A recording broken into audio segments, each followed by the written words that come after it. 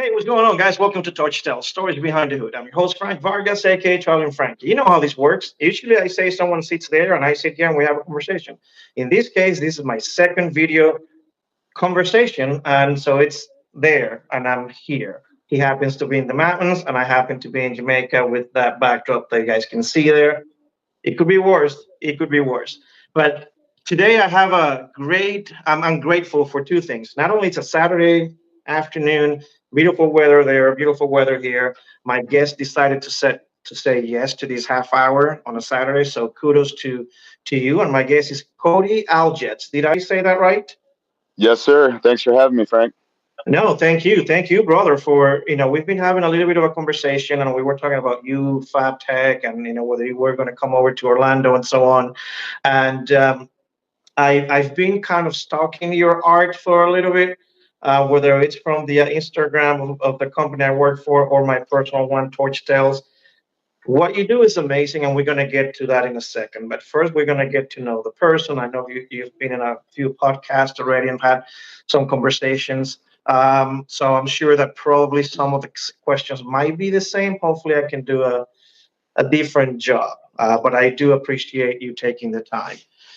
Cody, how would you describe your art if you had to give it a name? Right now, I would say it's evolving, and it's Okay. evolving rapidly.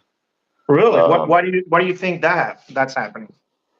I've been doing art full time for not very long in the scheme of things, and just like any skill or trade that you get into, once you fully devote yourself into that skill and trade, you just start opening your eyes with every project. And I kind of repeat myself a lot, but I really, each project is kind of an evolution to something I want to do bigger and more. And I just try to take a small chunk of those bigger ideas and see if I can make happen what I think, in my mind into reality. I can see that based on what I've seen, and for you guys, just by the way, I will add a few pictures through the conversation once I post this, so you guys can see the art and some of the amazing stuff that he's doing. But when you say that you've been doing it for not really such a long time, what is the time frame when you said I'm gonna do metal art, and why was that decision made? It's kind of a long story. I've always been art driven. I grew Okay. up in a body shop and, um, chased money for a long time. And I went through a Who heavy hasn't? medical situation back in 2020. I went through a major cancer battle, and fortunately, here I am talking to you today. And pr- prior to that, this was always like a hobby. This was always something I did as gifts. It was something that I said would be my retirement gig, and getting that perspective change, um, I decided, why am I waiting? We made some adjustments and went into it full time. I think November of 2021 is when I originally started, and I think my first project out of my shop was like plasma cutting a handsaw, into like a tree. So I do know that you said 2021. So right now it's still kind of COVID era.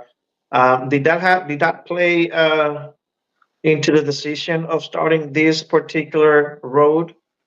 Yeah, I mean, straight out, now that we're not in the times we were back then, I'm more open to talk about it. And I was a firefighter, and I got hit with a policy that said I needed to have certain vaccinations. And with as bad as my treatments were going in chemo at the time, I decided not to add any more stuff into my body, and Totally made the get it. change. And I got a letter that said, here's your release date. And about the day I got that letter, I was in a class traveling for Officer One in the fire service. And while I was traveling, I started an LLC and came back and talked to my family and said, look, we've all seen this perspective switch. Yeah. And, you know, I just took the chance. We sold a little property we had. I had built like a little tiny house on a trailer, like a lot of people were doing. And We miss that property greatly, but this is affording an opportunity to see if I can, if I can make this a sustainable business. I'm making great Gotcha. art, but I can't say I have a sustainable business yet in my mind. Well, and I think based on what you're doing now and the way it looks, because I mean, I've been in the industry for 15 years. So even though I'm not a welder, I've been exposed to the industry and metal artists like you for a long time. And I can tell you, you are making some great stuff. So it's just a matter of time for you to really just, Yeah, I so appreciate that. I congrats on appreciate that that side. compliment. Yeah, yeah. Now, let me, by the way, I'll interrupt my guest because I'm all over the place, and then I'll come back to the original, just so you know. So don't judge me. I just get excited, right? Um, We're on the same page. so tell me, I know you're in Colorado now, but where are you from? Are you born and raised in that area? No, we've lived here since 2012. I grew up in a town of about 150 people in southern Illinois. Oh, My family had that a was mechanic. exciting. A lot of cornfields to watch. Um, I Yeah, loved and it. I loved growing up in a small town. I had a lot of freedom. I, I didn't like it as a kid. They put us to work a lot. But now as an adult, I've got a lot of skills over time that are in various fields. You kind of just fill in a small community to fill in the for needs that sure, are needed. And for sure. but I've lived And all over the as a country. kid, yeah, and as a kid growing up in a small town, was it easier for you to envision what you wanted to do, or because you've only had so much to that you can kind of see in your circle? And how was that being a kid, and what were you into first? As a kid, I grew up in that lifestyle of you left when in the morning if it wasn't school, and in the summer, and you came home and probably hours after the street lights were on. But we just rode bikes. We'd ride 20 miles to the next town to go see a bunch of friends. And take sack lunches with us and BB guns and playing in the creeks and just that free The stuff that you roaming. can't do nowadays, huh? No, I live in an area like I do, so my son gets a little bit of that, but times are different. It's a little different, and I try to afford him as much as that For freedom sure. as I can. You know. For sure. Well, you're not in a bad place where you can still kind of offer a little bit of that. I come from big cities and big downtowns. It's all a concrete jungle. So kudos to you because your kid at least will get exposed to that, some portion of that freedom that you had as well. So that's awesome. Yeah, Yeah, and we try to expose them to the city as well. I think you need of to course. have both of it. You got to have It's a a fine reality balance. of It's a the whole fine world. balance. Yeah. Yep. So 2012, why the move? Why did you guys said? And first of all, were you already married? Did you already have kids in 2012? Like, what happened that you guys moved, or I you was moved? married. I've been with my now wife 13 years. We've been together since 2006, so like 18, almost 19 years.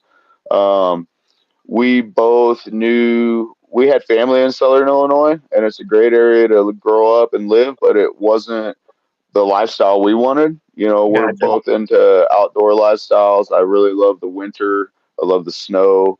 And I had been doing college ski trips as like Okay. a side business, Yeah. and had an opportunity to move. And we had just been married a year, and we put our house on the market that we had purchased, and we took the chance and left. We didn't have any kids then. My son's 8 now. Gotcha. Gotcha. And so as you doing, dealing with all that freedom that you had growing up as a kid and just, riding your bike 20 miles out, when you were in high school, were you already kind of figuring out what you wanted to do, or at least something that you wanted to try? Was welding, was becoming a fireman, was just easy? Like, what happened? No, I'm that guy that I've probably wore too many hats over time and probably not as prepared for the future as others. But I also was growing up told, try anything new, learn anything new, take every advantage you Love that. can. And I took a lot of steps in different careers based on thinking they were always a step forward. I Gotcha. never try to go backwards. And I don't say that in the financial. Sometimes you take a financial cut to take a huge step forward in life. Um, 100%. and I was running around the country, and I finally went back to go to college, and I did go to art school for a short period in the late Okay. '90s, and even at that time, I wondered how the heck am I going to make money as an artist, uh, and I'm still trying to figure that out here in the So 2000s. so late 90s. So I'm assuming that you are a 70s kid. Am I assuming right? I was born in 1980. Oh, okay. I'm 77, so it's Yeah, close enough. Gotcha. so pretty close. Yeah. So how did you become a fighter, and was it in Colorado or was it in Illinois? It was here in Colorado. I remember as a kid going to fires with my grandparents or my uncles. It was Hold on, volunteer. hold on, wait a second. What do you mean? Yeah, we just went to fires. Like, what does that mean? Well, growing up in a small town and you're working with your family, and the fire call drops, and they can't leave a 8 or 10 year old kid in a business by themselves. You just kind of ride along and stand to the Okay, side out of the way. all right, Um, So it was in my family, everybody, uncles and grandfather and all them all were involved in it. And I started as a volunteer here in Crested Butte, Colorado, which is just north of where we live. And gotcha. over time, there's a ski resort there. And over time, there became a need to have full time paid firefighters. Okay, And I'm just that guy that I pretty much got enough certs and so on that they didn't really have a choice but to hire me because I was well certed enough, and there's not a lot of got it. people in I'm the glad I area. asked, and I'm glad you explained it because I was like, so what does that mean? You guys are on a Friday, so I was like, hey, we're bored. Let's go see a fire. Yeah, no, just living in that family style and the same, like you would never get away with that now. I know, I know. But growing up in the And country, so now, while you are serving your community, were you still dabbing? Had you already started on the weekends? Were you one of those welder weekend warriors yet, or not really? yeah, as a volunteer, when I first moved here, I kind of jumped in between a couple shops, blacksmith shop. I made huge playground installations that had internal welded structure, and then Yeah. it was like a shotcrete that you hand carved to make like real high detailed trees or animals. So I was already doing it on the side, and in my full time job. Um, and the same, just kind of kept trying to make leaps forward that really just set ourselves up for the lifestyle we want to live, and obviously financial gain is Yeah. everybody. I know, I get it. But that's cool. But what was it about welding, and when exactly was it that even though you were not doing it full time yet, something had to happen for you to make that decision? Going back a few years, I guess, while you were still in Illinois, what was it about welding, and how did you actually start learning welding? And family's mechanic shop had a pit frame rack, like a Okay. 40-foot long one, like really old school, heavy. Yeah. So we were doing farm equipment, semi, tractor trailer stuff, down to cars. So I was always around it as a kid. I Gotcha. was always driven to be creative with it. Um, my family just wasn't a family that said, oh, we can make a custom car or you can make a project. It was full work, full business. And if you Metal wanted to, class, yeah. so Gotcha. I always had that draw. And then that's why even moving here, I took the opportunity to have like creative jobs because it brought the both worlds into it. And it was stuff that I was just hungry to learn. I was excited about. It's one of those few things that, at least for me, that I can do that I'm like truly in the moment, and I don't have all this like background Chatter noise in your or brain, right? Yeah. 100%. And the art evolves that even further. You That's just You know, That's so amazing. And I know you mentioned earlier that you pretty much 2021 what's when you said, hey, let's sell this and let's really dive in. And I know that from 2021, your first post on Instagram was August 14th, 2022. I didn't even have an Instagram. Correct. I figure that based on the dates that you just mentioned. So I always like to ask, when did someone from our generation says, yeah, I got to get on the digital world? And why almost a year later, why did it take you almost a year later to either open your Instagram or post your first anything welding? To be honest, the straight answer is I didn't think my stuff was worthy then. I did. I was not the same person before my treatments and going through my cancer. And I truly feel that, like, even though I'm trying to push art, I have I don't want to say responsibility, but I'm able, because I'm here, to maybe put it out there for other people to take that opportunity to say, don't wait till you think you may or may not be alive to take that chance to follow your passion. You know, it's going to be just as hard, if not harder, when you come out of something really heavy to digest all the heaviness. Plus, you're starting a business.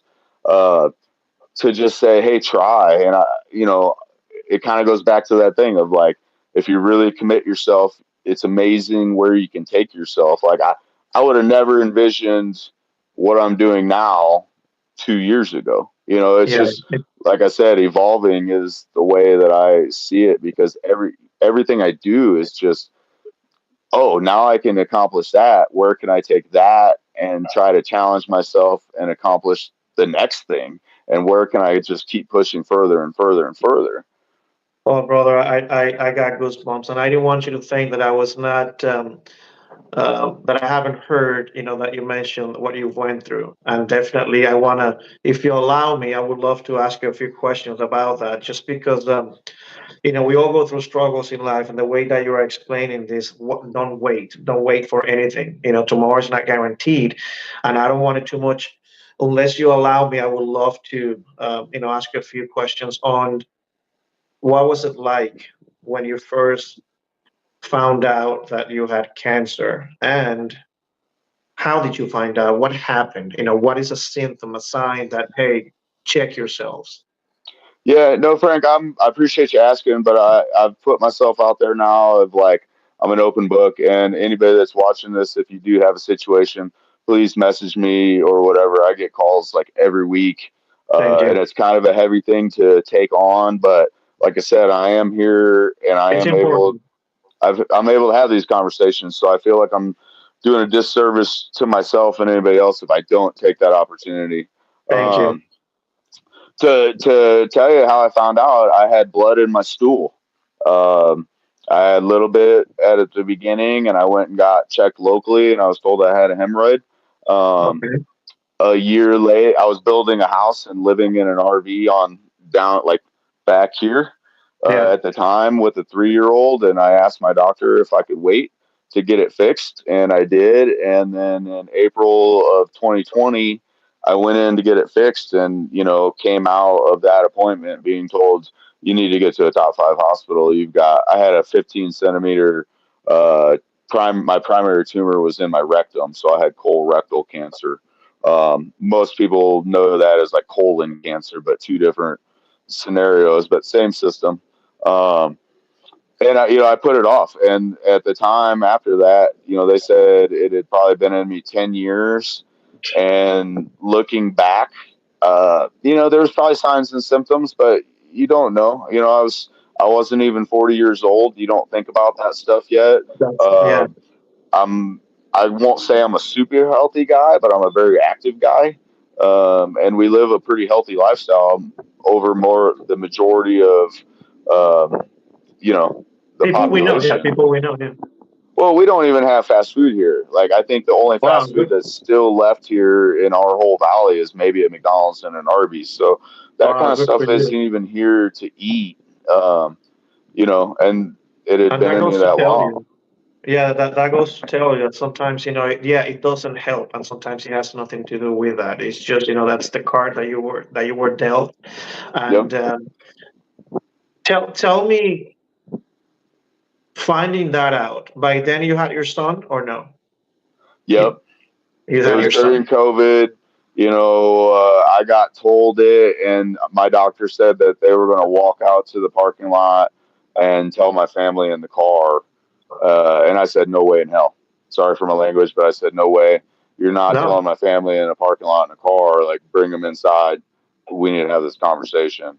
Um, it was super heavy. I didn't take it too much to heart, or I try not to look at like the worst case scenarios. Yeah. I'm a person that never, I absolutely hate the F cancer slogan that people hashtag or things like that.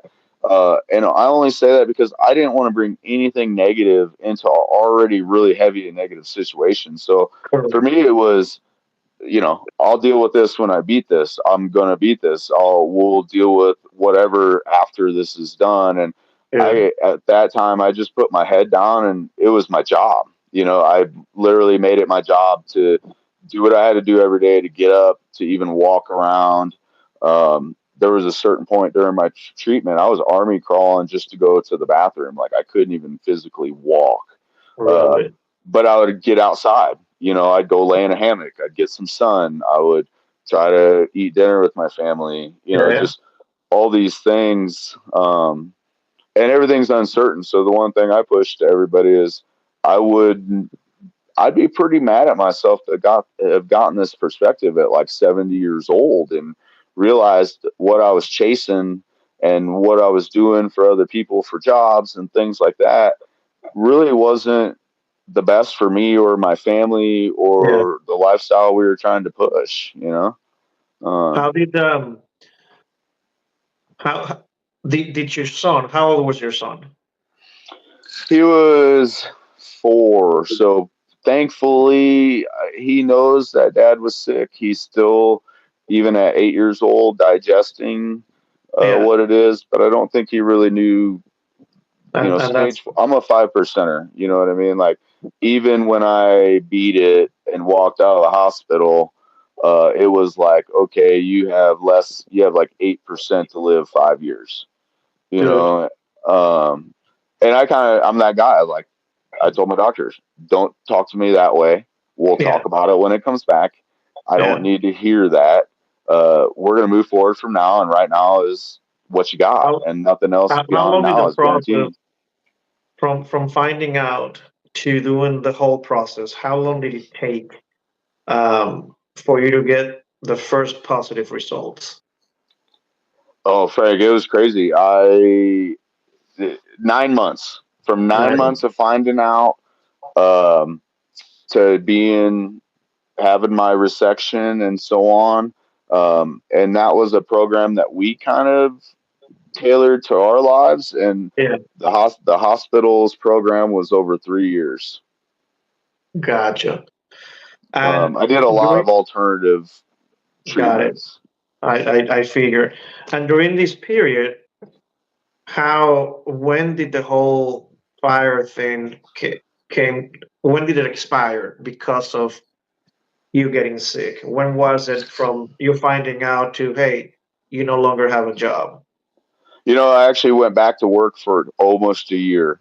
I ran over 200 COVID patients and was one of the first to. I was running COVID patients in 2019, Yeah, and like I said, I went back to work in November of 2020 and got the policy almost a year later.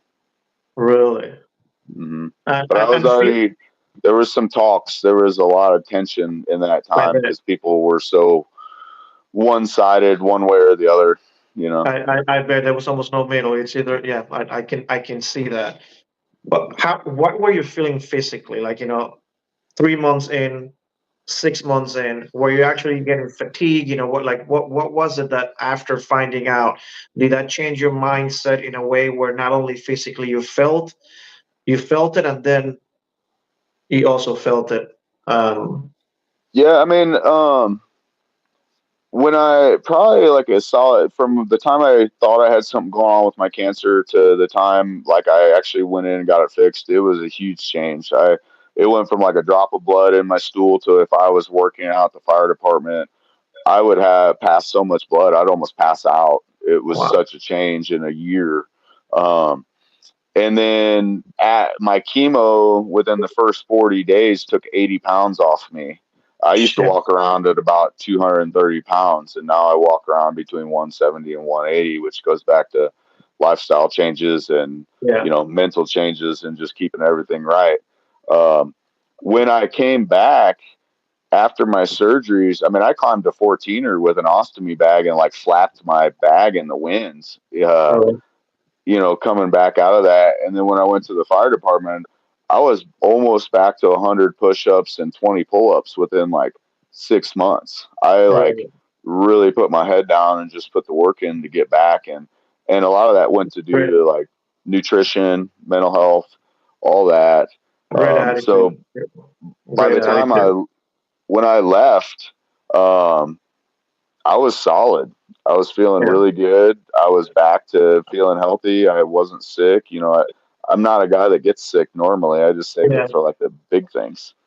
And knowing how you shared, how you took it when you were first told is like, hey, I'm not going to be a victim. I'm going to beat this. I'm going to be positive. I'm sure you had down moments. Like we're humans. We still have those. Yep. Just what made you feel more anger? Finding out those results or when they actually let you go as a fireman? Like what do you think that hit you even like just anger, like just a human being with being angry? Being let go. Being let go. I just, put up the biggest battle of my life and put my head down and tried the same. I came back that next year and won the firefighter agility challenge at being 50 pounds lighter than I was and still smoked everybody just to show you how much your mind can overcome things. I stood in front of a room at the board begging for my job, and I Yeah. gave, I was willing to wear the mask and do all the things, and I didn't have one person stand behind me. It's And they're your family. You spend a third of your time. We were on a 48-96, so we slept 48 hours at the fire department, and then we had 4 days off, and then 48 hours and 4 days off, and yes. So it sometimes the politics get a hold of things, and it's just BS. There's no other way to put it, other than BS, because it's all about politics and someone trying to save their jobs in case something goes left, right? It is what it is. But now that makes you, and thank you for sharing that, by the way. Thank you yeah, very much. I appreciate you being open, because I think I would have been in the same boat as you, even though I can't even relate. So I'm not even trying to say I know what you're feeling or what you felt. yeah, I appreciate that. Yeah, but now, that pushes you to look at another avenue and now pretty much tie everything that you've learned growing up at a metal shop and, learning everything at art school. And now you're trying to combine all of that. And you made a couple of business decisions to sell and buy and build a shop and everything else. Was the idea from the beginning, I'm going to make art so I can sell art, or I'm going to do welding jobs to make a living?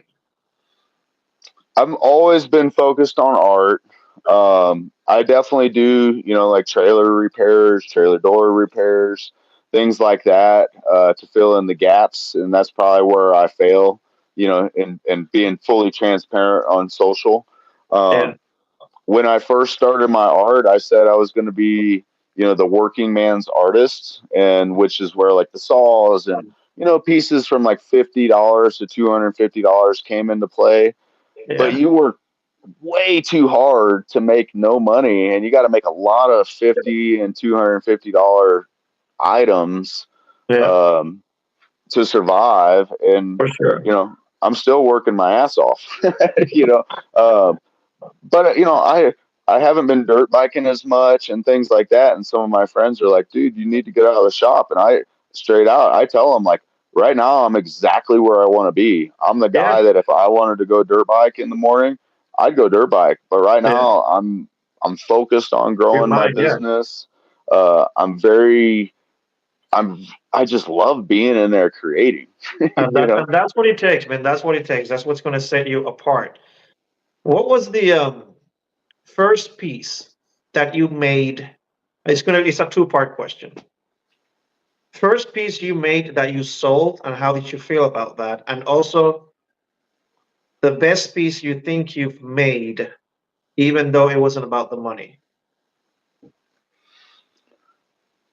Um, it wasn't the first piece I made. Well, I guess the first pieces I made were very basic, and I put them into like a bar or restaurant here that a friend owns. Um, and getting those couple sales was amazing. Like it was like, oh, there's some validation here. Somebody wants my stuff, so on. It was just kind of Yeah, a motivator at that point. Um, and I would say the second part of that question is the like even that eagle I just did one of my latest pieces. It was my first bronze piece. oh yeah, I give back. I donate to these cancer organizations in our valley okay, that helped. They helped me during my treatment. They give us vehicles, food, hotels because we have to travel to Denver for like a week of chemo or a week of radiation, and they hold these singer songwriter auctions. And I've done those 3 years in a row now, and I get a very small piece of it, but I've been yeah, able to give back exponentially. And by far, those are my best pieces because I always have a story and they're very personal. And I get the opportunity to stand in front of this crowd and touch them with my story. And it's the same way each piece I'm trying to bring a levity or, bring up cancer because cancer events aren't a big fun event. There's this heavy cloud. So I'm trying to correct. like show that if you can dig deep and if you're lucky enough to make it through it, uh, let it be a defining moment, but don't let it define you and move forward and try to just use that as a jump point. It's really kind of a start over in my Well life, said. even though there's just life that's still happening, if that makes any Correct. sense, Yeah, you no, no. know. Trust me, it totally does. It totally does. What process do you use the most? Is it MIG? Up until now, all my skulls, all my stuff has been MIG. In the spring, Austin and Bo came out and from Weld.com and Yeah. gave me a bunch of dirty down TIG processes.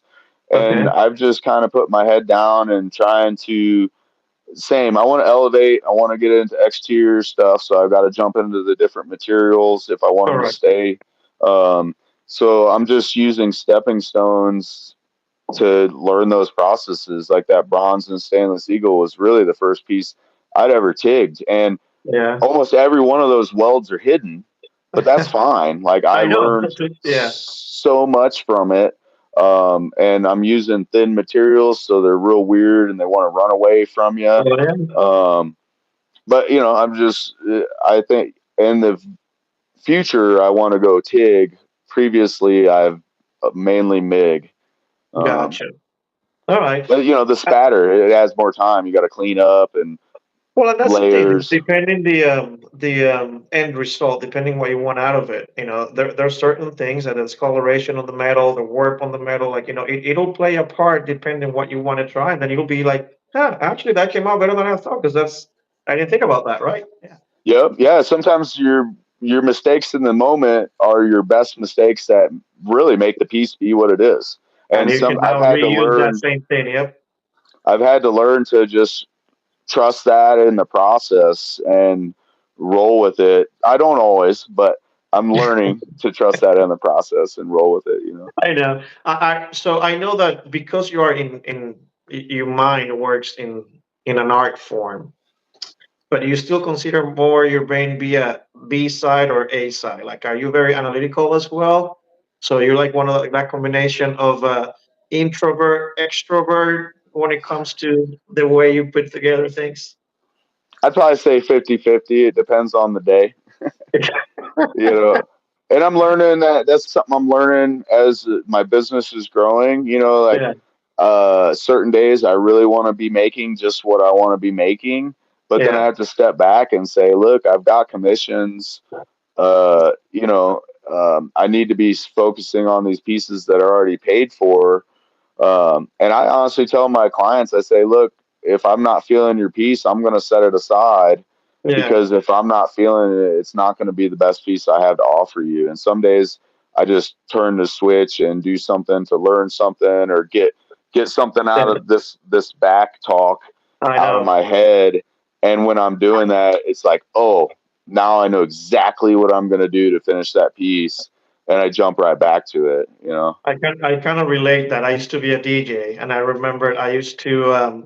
Do I play what I want to hear, or do I play what I want the floor to be full? Once I'm playing whatever it is. So I remember I had to learn the hard way because I'm like, why aren't I getting more gigs, or why is the dance floor empty? Because I was just playing what I wanted, not what people really wanted. So yeah, Yeah, and see, I would say like I've taken some big jumps to follow like trends that I'm yeah, seeing out there to make certain pieces. And most of the things that I've made personally that I think my audience wants to see or my clients want to see, they're still sitting in my garage. The stuff that I make that has a story behind it or something very personal, most yeah. of that stuff people hit me up and say, "Hey, I want it before you're even finished." And that alone is a whole eye opener and a whole nother realm of trying to stay focused on your business. That That's adds a whole cool. nother cloud to it. That's cool. Is your son being eight? Is he any into what you do? Does he even know exactly what is it that you do? Yeah, no, he's made some pieces. Oh, He's cool. actually my he's got the eye. If I can get him to come focus, he's 8. He wants to run around and Of do all the course. stuff. But if there's something on a piece that I'm questioning, a small detail, or like, oh, this spot here doesn't look very good, I usually bring him out to the garage, and 9 times out of 10, he points out that exact spot, which typically makes me change it because I'm like, well, if an 8-year-old can pick it out, somebody else is going to pick it out. Um, but he loves it, but it's just an ebb and flow. Got it. And I'm cool with Uh, that. I want yeah, him of to be course. enjoying it. I don't want to force it. Let him grow into it. And I know you're going to FabTech this year in Orlando, right? I am. It'll be my first time going. Ooh, I have remorse of not going last year, uh, and I'm not in going to take that hindsight, chance right? again. Yeah, yeah. Yep. This is the year when you can, and this is. Are you bringing the family? Or you just got flying solo. I'm actually going to do a road trip out. I'm going to drive from Colorado, and I'm going to try to stop at Ooh, some shops of people that aren't going potentially. yeah, And, that's kind of became my thing traveling now. I like to go see other makers, other welders when I'm out nice. and about. And same, I don't really post those. Those are moments for us to hang out, get to know each other. I'm not trying to use those moments as a way to like grow my social audience or, Yeah. it's just seeing other people's work in their space opens your Also, mind to like, oh, sometimes it could be a mutual beneficial thing, if the other person is also open to it, and it's just that personal touch, that organic thing. And let's face it, in today's world, this is the digital business card of the world, and people connect with people. So, if they're into it too, hey, don't just go for it. Why not? And yeah, especially collaborations, right? People love to see those. But yep, I think it's going to blow your mind first time Fab Tech with already what you've created so far. Definitely give yourself time and wear comfortable shoes because it's a big show. You're going to get stopped 1,000 times. You're going to get to see things that you've never seen or ideas that you've never thought of. And you're going to be like, whoa. And just, are you driving? So when you say that you're road tripping, is it just still you or are you actually bringing the family on? no, it would just be me. Oh, really? Oh, Yeah, fun. I'm staying in a house with a bunch of other welders just to make it a Okay, little cool. more affordable. Affordable. Yep. Um, And and fun. Yeah. I don't. The family with the boy, they could have came and we could have had a place, but we're not going to see each other. We wouldn't be present for each other. Yeah. Being from my previous manufacturing stuff, I know that a lot of business happens outside the event, and it's the Yep. handshakes and the after hour stuff and getting to know each other is where the stuff really happens. Oh yeah, for sure. And there's always something going on. You'll find out. And so yeah, I can't wait to also see you there and just shake your hand, in person, and just put an actual face to that handshake. Yeah, I mean that's really the real reason I'm going. It's just I've met an amazing community on Instagram, just like we've started communicating, and Yeah. then that just grows over time. And I'd really love to just shake hands with everybody. And I'm a hugger. I'm gonna give everybody a lot of hugs. Dude, I'm Hispanic. We hug just for the hell of it, just because we got nothing else to do. Well, Frank, you're getting a big hug in Orlando, man. All right, sounds like a plan, brother. What Yeah. is it that you're thinking? What's the end goal for you? So, what would you like to see yourself in 5, 10 years, whether it's through your art or something else? Like, what is the big vision? Um, Honestly, I just want to make this sustainable. I would love to be able to get to the point that I can create what I'm into and know that I'm not hindering my family, or adding extra stress on, that end of things, whether it's more time, I dive real deep into projects with deadlines or, um, there's just, it's an ebb and flow. There's not an every 2 week paycheck in this sort of gig. Um, Honestly, I don't really care if people know who I am. I'd rather be like the songwriter behind the song versus, the person up front. But Yeah, yeah. obviously, I'm willing to put myself out there and put the work in to get to that point. No, and I totally get it, and I know what you're saying. But in today's world, like I said before, people want to really connect with people. They want to see that you are one of the guys, that you are one of the persons that, oh, that could be me. And if you don't share your story, if you don't put yourself up front, it's hard just to see a piece and not have an emotional connection with it. The more they get to know you, the easier it is to sell the art and share your story. It is what it is. You're not Yeah. wrong at all. And that's some of the stuff that I've learned over the past couple of years. There's a lot of you don't know what you don't know. There you And go. I use that all the time. Yep. Yeah. I'm open for any knowledge and any feedback, critiques. I don't care if people want to give me feedback on my pieces. I'm not Yeah. too proud to say they couldn't be better. I know that I literally know this much in the realm of metal shaping and art, and I'm willing to take any information or You knowledge know a that people lot have. more than me, because I can't even use my fingers to say any of that. So you really know more Uh, than me. But I want to thank you, Cody, for taking the time on a Saturday afternoon, and not only for reaching out and actually just being open to connect. And I can't wait to see you at FabTech and really, just give you that big hug, because I think we can definitely help each other in the community as we continue, not just because of the personal the personal struggle that you went through that made you who you are now, and this is why we are here, because probably without that you wouldn't be here. So no, right. And I'm glad that you get to share your story, not just with me, but whoever it is that wants to listen, because I think it's important for, especially guys being in the age group that you were when this started to happening. We take that for granted. We're that ego, that macho thing. We're in shape. That's white me, and it goes on and on and on. So it's very important, and I'm honored that you share that on my platform as well. And I won't take much more of your time. If you're good, I'm good. Just give me one closing line. Why would you tell a 19-year-old kid that is trying to figure things out? I would say be open to any education you have or that gets presented to you. Don't have the mindset of you know everything because you can continue to learn the rest of your life. And don't wait. If you've got something that's a passion, follow that passion because the norms of society isn't the way to live for everybody. And if you've got that passion, you'll make it happen. Awesome. Well said, Cody. Again, a pleasure. Thank you so much. And guys, I hope you guys learned something, not just about a welder, not just about a metal artist that just happens to make art, but just about a person that found another road once he got confronted with a hardship. And that's what we all do in life. So I hope you guys learned something from Codie. I know I did. And you guys know what I usually say. If they keep saying yes, who am I to say no? So as long as I have guests like Codie saying yes to being part of this and sharing their story, you're going to see me here doing this whole thing. So Codie, thank you so much again. I'll see you at FabTech. Lovely, Frank. Thanks for having me. I can't wait to meet you in person. All right, brother. Take care. Enjoy your weekend. You too. Thanks. Bye.